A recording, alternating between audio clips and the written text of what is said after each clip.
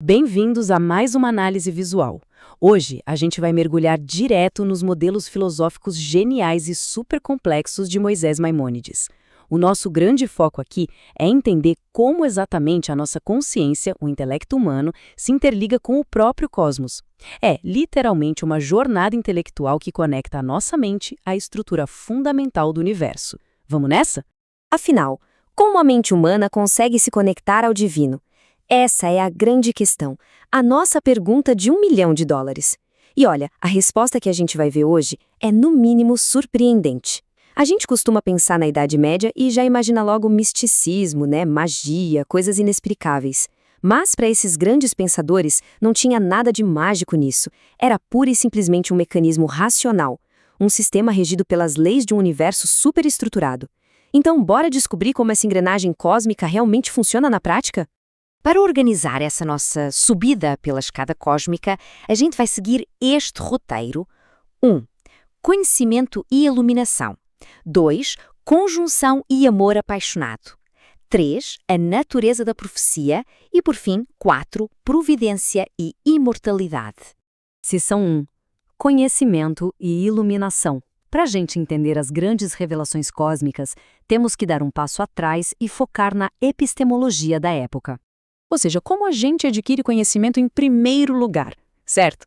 Bom, a resposta medieval para isso atende pelo nome de intelecto ativo. Pensa no intelecto ativo como, como uma espécie de Wi-Fi cósmico. Sério, a analogia é perfeita. Seguindo a linha dos pensadores islâmicos que vieram antes do Maimônides, como Al-Farabi e Avicena, o universo seria cheio desses intelectos que emanam direto de Deus. E o intelecto ativo é tipo o roteador mais próximo da gente. Ele é a força invisível que rege o nosso mundo terrestre, transmitindo dados sem parar para o intelecto humano conseguir acessar a realidade. E aí entra a famosa iluminação. Porque olha só, a nossa mente, no começo de tudo, é só um receptor desligado. Tá lá, mas não tá fazendo nada. Lembra do Aristóteles dizendo que a mente precisa de algo para passar da potência para a ação? É tipo a luz do sol que permite que a gente enxergue as cores das coisas. Para o Maimônides, a gente precisa desesperadamente dessa luz externa. Sem esse sinal contínuo do intelecto ativo batendo na nossa mente, a gente não atualiza o nosso potencial. Ou seja, sem essa iluminação, não dá para aprender absolutamente nada. Fica tudo no escuro. Mas o que é fantástico de observar aqui é a treta intelectual sobre como exatamente esse download acontece. É muito bom. De um lado, a gente tem o Al-Farabi. Ele é mais pé no chão, mais aristotélico. Ele diz o seguinte: o intelecto ativo dá aquela iluminada básica, prepara a nossa mente, e aí nós mesmos temos o trabalho de extrair e abstrair as ideias usando a nossa experiência empírica no mundo físico. Do outro lado, o Avicena já vai para uma linha muito mais platônica. Para ele, não tem essa de abstrair nada, não. O intelecto ativo literalmente faz o upload das ideias direto na nossa cabeça. Ele manda o arquivo completo de cima para baixo. Mas, independentemente de quem está certo, a moral da história é uma só. O nosso conhecimento depende totalmente dessa rede universal. Então, vamos subir um degrau. Seção 2, conjunção e amor apaixonado. A gente acabou de ver o básico, certo? Mas o desenvolvimento da nossa mente é uma escalada bem clara. Passo 1, intelecção básica, que é quando a gente aprende que o fogo queima, que 2 mais 2 são 4, as coisas corriqueiras. Mas, se a mente continua focando, eliminando o ruído, ela consegue alinhar o nosso receptor perfeitamente com aquele sinal cósmico que eu mencionei. É aí que a gente chega no passo 2, a conjunção, ou itisal na filosofia árabe. É o momento em que a conexão técnica com o intelecto ativo acontece. E o ápice absoluto disso tudo? O passo 3, o amor apaixonado. Olha só como Maimônides descreve isso. É brilhante. Ele diz que é um estado onde nenhum outro pensamento resta, além do foco na pura verdade divina. E para explicar isso, ele meio que pega emprestado o vocabulário da galera mística, da tradição sufi, e usa a palavra ishq, que significa esse amor intenso e fervoroso. A mente fica tão focada, mas tão focada, que ela é totalmente consumida por aquilo que ela está conhecendo. É uma entrega absoluta. Mas, opa, calma lá, uma correção importante. Quando a gente fala de amor apaixonado aqui, não é sobre um romance de novela, tá? Não é nada emocional ou cego. Muito pelo contrário, é o pico da racionalidade objetiva. É a nossa mente rodando na sua largura de banda máxima, processando os dados do universo de forma ininterrupta. É a lógica pura, elevada ao cubo. Loucura, né? Beleza, agora que a gente chegou no limite da mente, vamos para a seção 3, a natureza da profecia. A gente tem a mania de achar que profecia é mágica, que o profeta é um herói quebrando as leis da física. Mas não para Maimônides. Para ele, a profecia é o divino naturalizado. Ela segue regras, requisitos hiperespecíficos. Primeiro, precisa do transbordamento, que é esse sinal infinito que o cosmos já está enviando naturalmente.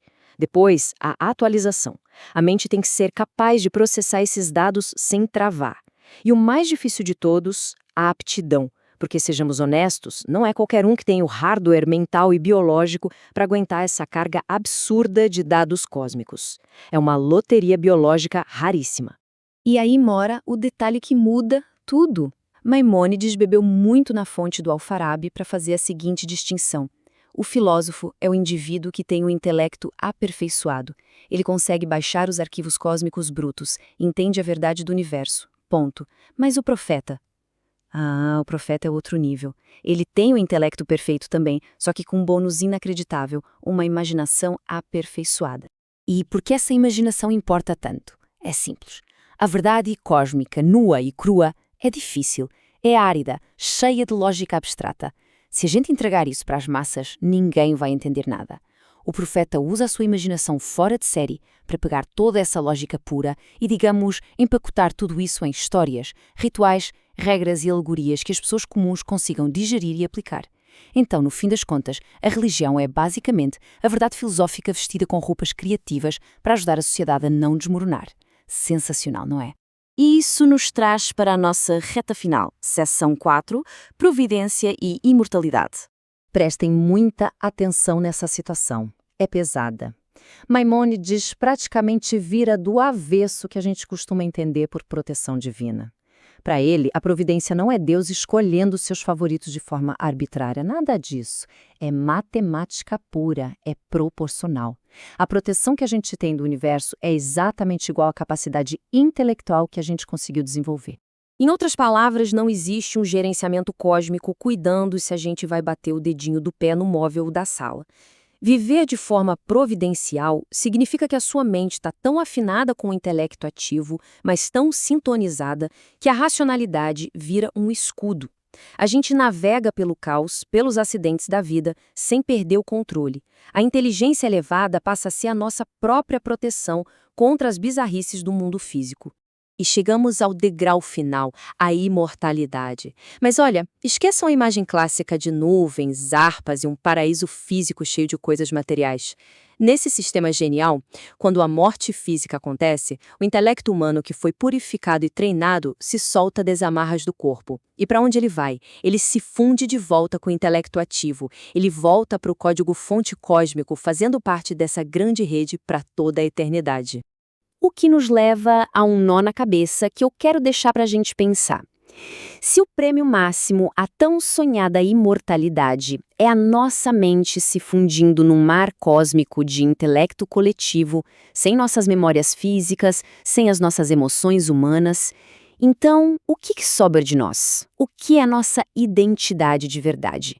Pois é, essa é a genialidade da filosofia medieval. Ela começa tentando explicar a conexão da mente e acaba questionando a própria essência de quem a gente é. E aí, vamos continuar expandindo essa conexão cósmica na próxima? Até lá!